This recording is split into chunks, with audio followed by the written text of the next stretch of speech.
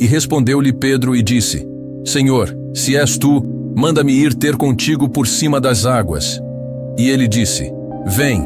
E Pedro, descendo do barco, andou sobre as águas para ir ter com Jesus.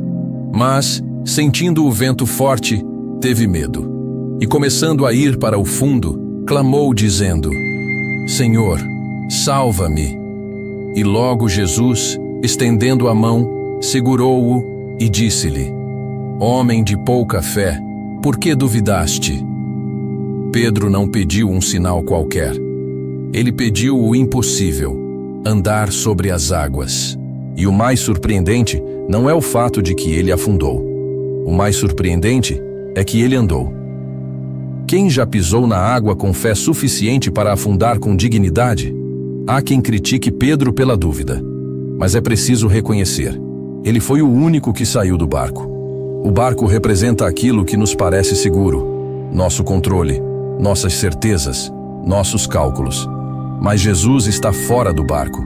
E às vezes, para encontrá-lo de verdade, é preciso pisar onde os pés não sabem ficar. Kierkegaard escreveu: a fé é o risco mais absoluto. É lançar-se às trevas confiando que Deus está lá. Pedro se lançou. Mas no meio do caminho, ele se lembra que o mar é fundo. O vento grita, a lógica fala mais alto. O medo entra, e ele começa a afundar. A dúvida não é ausência de fé. É fé em conflito. Pedro crê o suficiente para sair, mas não o bastante para chegar. E é nesse ponto que a cena atinge o auge. Pedro afunda clamando. Esse é o clamor que salva. Senhor, salva-me! Ele não tenta nadar de volta. Não grita pelos colegas no barco. Ele olha para frente e clama por quem pode estender a mão. E Jesus estende, sem demora, sem repreensão antecipada. Primeiro, ele salva. Depois, ensina. Homem de pouca fé, por que duvidaste? Essa pergunta não é uma acusação, é um convite. Jesus não espera perfeição, mas perseverança. Não exige fé sem falhas, mas fé que clama.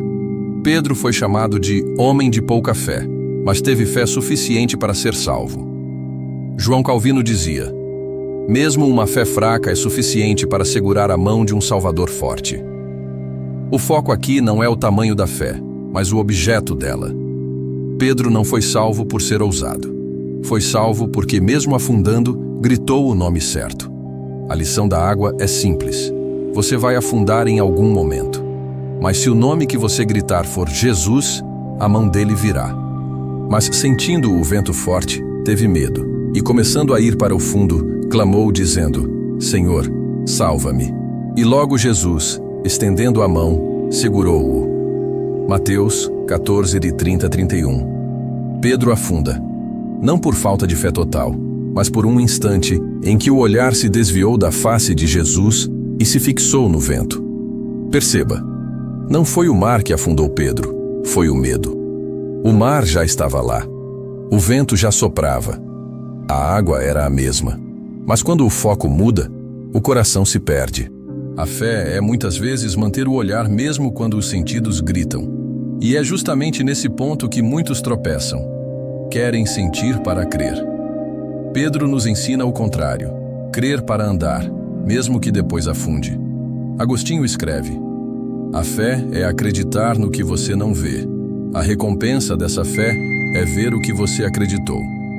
E Pedro viu. Viu Jesus estender a mão no exato momento em que a fé vacilou.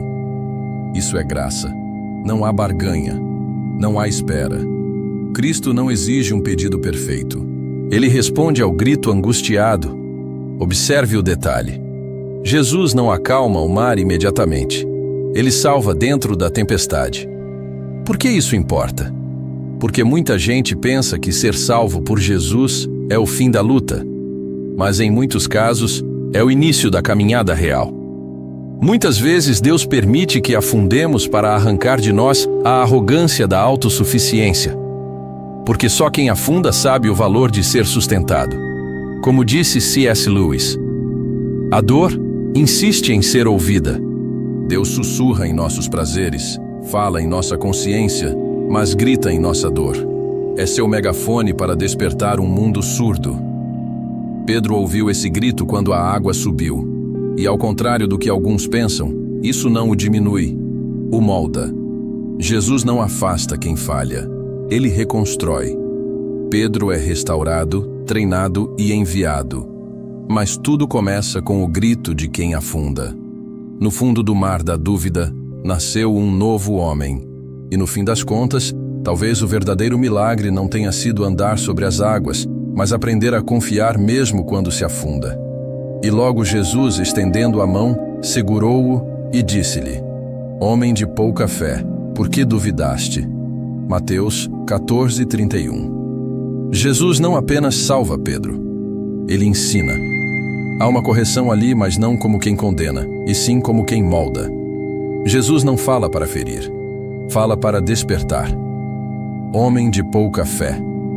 Não é um insulto, é um diagnóstico. Pedro tinha fé, mas era frágil. Ainda misturada com medo, ainda oscilante. Mas essa fé, mesmo pequena, o fez sair do barco. Aqui está um ponto crucial do discipulado. Deus trabalha com o que você tem, não com o que você finge ter. Pedro não era maduro, não era constante, mas era sincero. E Cristo prefere um discípulo sincero e imperfeito do que um religioso cheio de pose e vazio de fé. É isso que ele molda. Verdade no íntimo. Martinho Lutero, ao refletir sobre a pedagogia divina, disse: Deus cria a fé em meio às tempestades, não nas calmarias. O mar foi a sala de aula. O medo foi o quadro. O fracasso, a lição. Pedro precisava aprender que o poder não está no andar sobre as águas, mas na dependência do Deus que sustenta. Quantos querem fazer grandes coisas, mas não querem depender? Querem ministérios de impacto, mas não suportam o vento contrário. Querem os frutos da fé, mas rejeitam os processos da fé. Pedro afundou e gritou. Jesus salvou e ensinou. Essa é a dinâmica do discipulado real. Queda, clamor, resgate, correção e avanço. Sem essa sequência, o evangelho vira um teatro. Com ela, vira transformação. E quando Jesus e Pedro voltam para o barco, os discípulos adoram. Não porque Pedro andou sobre as águas, mas porque viram quem é o Senhor das águas. O discipulado começa no vem, aprofunda-se no salva-me, amadurece no por que duvidaste. Cristo molda seus discípulos não com frases bonitas, mas com experiências reais. E muitas vezes, com experiências humilhantes, mas que curam, que libertam, que formam. E logo Jesus, estendendo a mão, segurou-o. Mateus 14:31. A mão que levanta Pedro no mar é a mesma que mais tarde o chamará a apacentar o rebanho. Aquele que afundou é o mesmo que dirá anos depois: Humilhai-vos, pois, debaixo da potente mão de Deus, para que a seu tempo vos exalte. 1 Pedro 5:6. Essa não é uma teoria para Pedro, é memória. Pedro escreve isso porque ele foi humilhado por sua própria dúvida e exaltado pela graça de Jesus. Ele entendeu que liderança no reino não nasce de currículo, nasce de entrega. No mundo, se espera que o líder nunca falhe, mas no reino, Deus escolhe líderes que já afundaram, porque só quem já foi salvo entende o peso de salvar outros. A liderança de Pedro não vem do sucesso, mas do processo. Ele é o homem que negou, que afundou, que se exaltou, que se escondeu. Mas é também o homem que voltou, que chorou, que foi perdoado, que foi restaurado e enviado. Dietrich Bonhoeffer, teólogo que enfrentou o nazismo, afirmou: somente aquele que foi ferido por Cristo pode carregar as feridas dos outros. Pedro foi ferido por sua própria limitação, mas também foi sarado pelo toque de Cristo. E é assim que Jesus constrói líderes, tocando na fraqueza para forjar força real. A cena do mar não é apenas sobre fé, é sobre chamado, é sobre confiar a missão a alguém que já provou o quanto precisa do mestre.